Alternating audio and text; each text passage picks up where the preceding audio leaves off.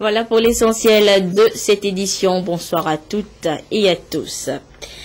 Depuis hier, le chantier d'aménagement et de bitumage de la nationale numéro 6, tronçon Notchetung frontière Bénin, a été officiellement lancé par le chef de l'État, Faure Gnassingbé. Une voie longue de 57 km et qui dessert des localités de Hao et du Moyen Mono. Les travaux estimés à plus de 35 milliards de francs CFA sont confiés à un groupement d'entreprises qui dispose de 24 mois, 2 ans, pour livrer l'ouvrage. Le parcours du combattant que représente le trajet Notchetung ne sera plus qu'un lointain souvenir pour les usagers. Et le tronçon, une fois réalisé, facilitera donc la circulation, mais surtout le développement socio-économique de cette partie de la région des plateaux. Et déjà, les futurs riverains et usagers expriment leur soulagement. Pierre Soussoupa. Le tronçon Notchetung frontière Bénin est long d'environ 57 km. C'est une voie qui a longtemps servi à l'écoulement des produits agricoles des paysans. Seulement, il y a plusieurs décennies déjà, emprunter cette route nationale relève d'un véritable chemin de croix. Quelques passagers rencontrés sur cette voie témoignent.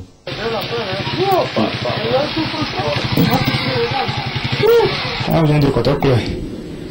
On va à Notin. Pour le cas de la route, ça ne va pas. Surtout pendant la saison des pluies, on va difficilement au service. Si aujourd'hui, si l'État se met sur lui pour dire à goudronner ce chemin-là, je serai très très très content. Et je remercie quand même l'État.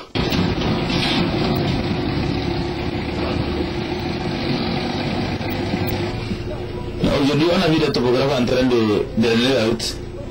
Comme on fait la route récemment, je pense que on doit saluer d'abord la politique du président. Ce qui se fait aujourd'hui, ça va aider aussi les gens du Bénin, les gens du Ghana à rejoindre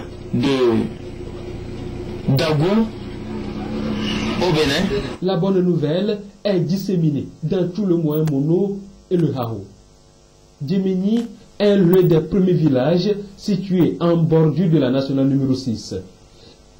Ici, c'est toutes les couches qui nourrissent de l'espoir quant aux changements qui vont s'opérer sous peu. Goudronner cette route va nous porter beaucoup de choses. Premièrement, d'abord, la poussière qui rentre dans nos maisons. Et si ça rentre comme ça, là, au moment de pluie, ça nous donne des maladies. Et ça va faire aussi que le commerce, c'est de l'homme qui viennent ici rapporter des choses aussi comme le maïs, la récolte, bon, le commerce marchal. Après à toi, c'est vrai que tu as un dit et bien à Nous remercions le chef de l'État pour avoir pensé à nous. Avec la construction de cette route, nous vaquerons désormais librement à nos occupations.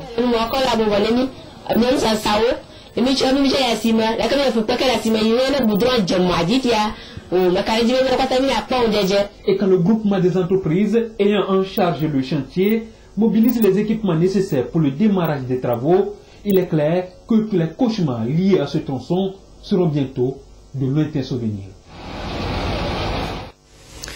Lomé a abrité cette semaine une rencontre internationale des experts africains et américains venus échanger sur des questions relatives aux résidus de médicaments dans les aliments et les contaminants dans ces aliments. Une démarche pour faire de nos produits alimentaires un label de qualité selon les normes internationales. Des précisions avec Isidore Koubati.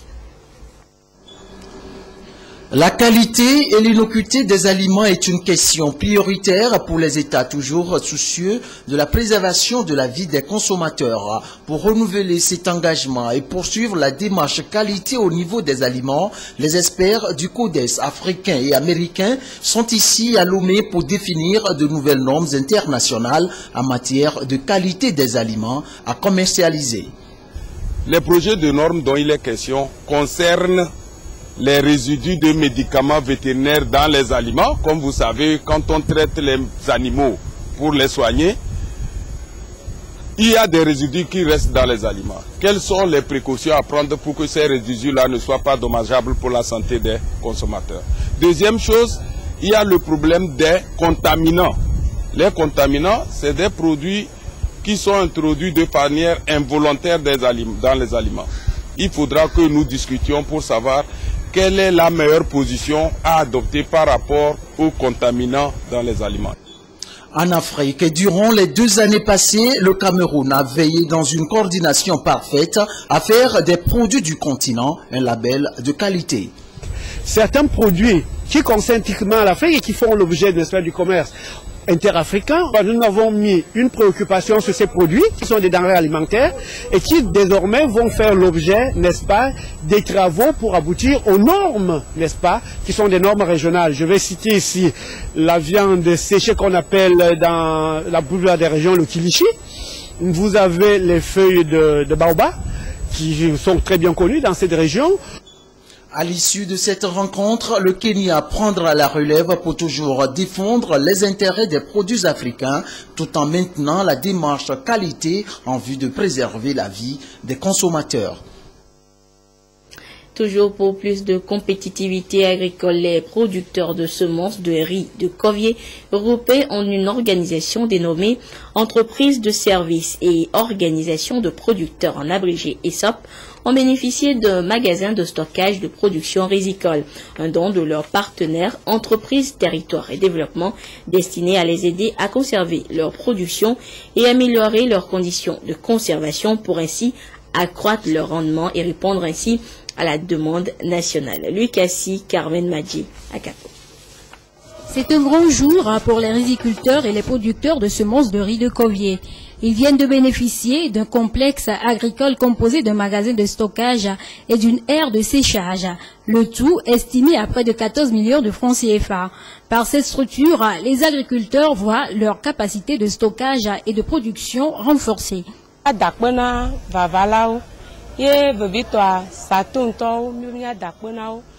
Nous remercions sincèrement ceux qui nous ont offert ce complexe, qu'ils pensent encore plus à nous pour l'agrandissement du magasin.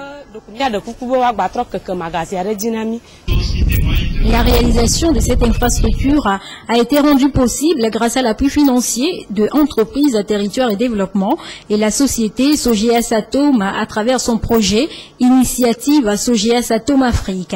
De cette tribune, ses partenaires ont réaffirmé leur engagement à toujours accompagner les populations rurales. Sogeas Atom, par souci de solidarité et d'apporter le développement à l'Afrique, déjà par sa filiale de travaux publics, nous construisons des routes, et aussi pour aider les populations qui sont riveraines de nos projets, nous les accompagnons par ces genres de projets. On est parti de 2 constats. C'est qu'on a mis en place des entreprises qui font le riz, mais elles ont du mal à s'approvisionner en semences. Et donc ici à Kovié, il y a un bas-fond, une zone irriguée, aménagée, et donc on a souhaité valoriser ce potentiel-là en mettant en place cet ESOP. Et après, le deuxième constat, c'est que quand on a mis en place l'ESOP, on n'a pas trouvé de magasin où stocker les semences. Et c'est comme ça qu'on a approché Satom, qui a accepté de nous soutenir pour la construction de ce magasin. Le préfet de Zio, Senakomi Adossi, a encouragé ses riziculteurs à toujours cultiver l'excellence et à renforcer leurs activités au sein de leurs différents regroupements. Du côté de la région de la Kara, les acteurs du secteur rizicole aussi se mobilisent. Le comité régional d'orientation et de pilotage du projet de développement de la production de riz dans la région. Il s'agissait pour le comité de faire le bilan des activités antérieures, d'adopter le plan de travail et budget annuel courant 2015. Nestor Mozo. Le PDP-RK, projet de développement de la production rizicole dans la région de la Kara, a démarré en mars 2011. En élaborant ce projet, financé par la BADEA, Banque africaine pour le développement économique en Afrique, le gouvernement togolais envisage l'accroissement des revenus des producteurs intervenant dans la filière riz et la réduction du niveau des importations de ce produit à travers l'amélioration de l'auto-approvisionnement du marché national. le CROP, Comité régional d'orientation et de pilotage du PDP-RK, a tenu cette séance pour jeter un regard sur les activités menées au cours de l'année 2014. On a, en 2014, identifié 19 producteurs de semences qui ont pu produire des semences certifiées et le rendement a accru, il est autour de 3 tonnes par hectare.